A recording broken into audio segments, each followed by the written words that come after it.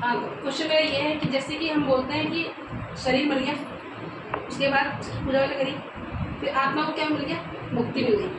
अगर आत्मा को मुक्ति मिल गई तो हम श्राद्ध कैसा कर रहे होते हैं? मुक्ति नहीं मिली है, किसने बोला मुक्ति? जब मिल जाएगी। मुक्ति का मतलब मोक्ष होता है। अरे क्या मतलब कि वो तो कहीं और चली जाती है ना आत्मा तो उसको मुक्ति थोड़ी बोलते हैं।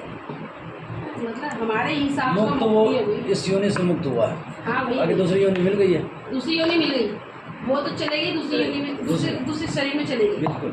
फिर हम जिसके हम श्राद्ध कर रहे होते हैं, फिर वो वहाँ ऊपर कौन बैठा हुआ है? हम बोलते हैं कि पितरों पर देख रहे हैं, तो कौन देख रहा है ऊपर से? मैं बताता हूँ बात। हाँ, पेड़ में पानी डालते हैं तो पेड़ सारा हरा भरा हो जाता है। हाँ, और फल हों, उसको हों, पत्तियाँ हों, जो जिसका गुण है वो बढ़ता रहता है पेड़ की जड़ पे डालने से।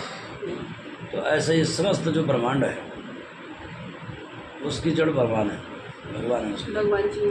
तो भगवान जो हम श्राद्ध करते हैं तो निमित्त तो पितरों का होता है, लेकिन अर्पण अंत में भगवान को किया जाता है। हाँ, मतलब वो सिर्फ और ये कहा प्रार्थना की जाती है कि हमारे जो पितृ देवता हैं उस ब्रह्मांड की किसी भी योनि में जहाँ भी होंगे, कोई हमारे लिए भी तर्पण दे रहा होगा, कोई हमारे लिए भी श्राद्ध कर रहा होगा।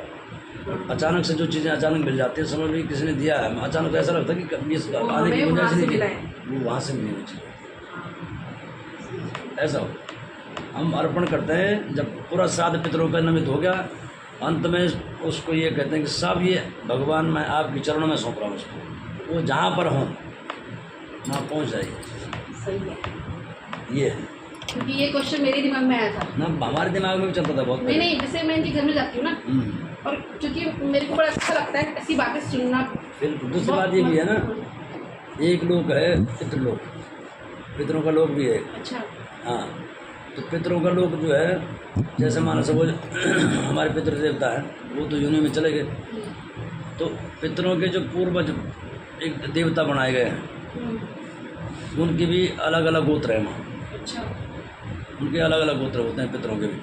तो कौन सा पितृ किस गोत्र में गया है, अच्छे कर्म करे होंगे तो उस शाखा में गया है, मध्यम कर्म होंगे तो उस कैटेगरी, जैसे ब्राह्मण, क्षत्रिय, वैश्य, शूद्र, जो जाति जितने लोग हैं 8-10 हैं वो उनके जैसा तुम्हारा कश्यप गोत्र है तो वहाँ भी उनका नाम किसी का अर्यमा है, अग्निस्वाता है, ऐसे नाम है उनके, तो उनके नाम के भी तर्पण दिया जाता है।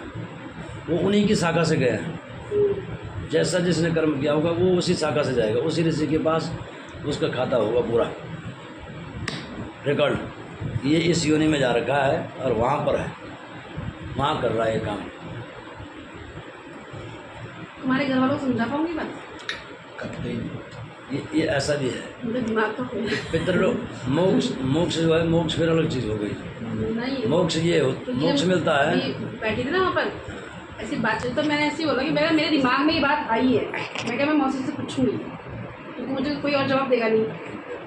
एक आया था वो तो कुछ और ही सिखा के चला गया मौसी से पूछूंगी, मेरे पापा का फेवरेट था वो। एक बड़े जी किसी ने पूछा ना पजामे की, बड़े जनेऊ क्यों पहनते? हाँ, जनेऊ। तो बड़े जी बोले कुछ नहीं है, सब जोत से जोत जलाते चलो, प्रेम की ये सब ऐसे ही है, कुछ नहीं है।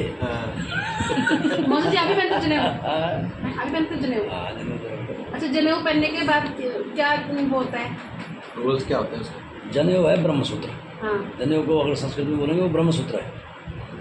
ब्रह्मसूत्र का मतलब होता है कि आपको अधिकार मिल गए हैं यज्ञ करने के, यज्ञोपवीत भी बोलते हैं इसको, यज्ञ करने का अधिकार है आपको। जब तक जनेऊ नहीं है तब तक आप यज्ञ नहीं कर सकते। अच्छा। यज्ञ कोई भी यज्ञ हो, संकल्प का अधिकार नहीं है, आप किसी चीज़ का संकल्प नहीं ले सकते, और संकल्प बिना कोई दान नहीं लगता है। तो जनेऊ आदमी क्यों पहनता है, औरत क्यों पहनती है? औरत आदमी का हिस्सा है, वामांगनी है। ये बात बताओ, हम पूजा जनेऊ दो को पहनाते हैं, एक को थोड़ी पहनाते हैं, एक की तो पहनता जनेऊ। आप नहीं, पत्नी पत्नी सपोज वाली बात है, कोई लड़की है शादी ही नहीं करती तो वो जनेऊ पहन सकती है? अधूरी है ना, शादी क्यों नहीं करनी उसने? नहीं करी ना, उसकी इच्छा नहीं हुई, नहीं हुई तो जनेऊ क्या नहीं जरूरत वाला लड़का है? जनेऊ की जरूरत ही नहीं है।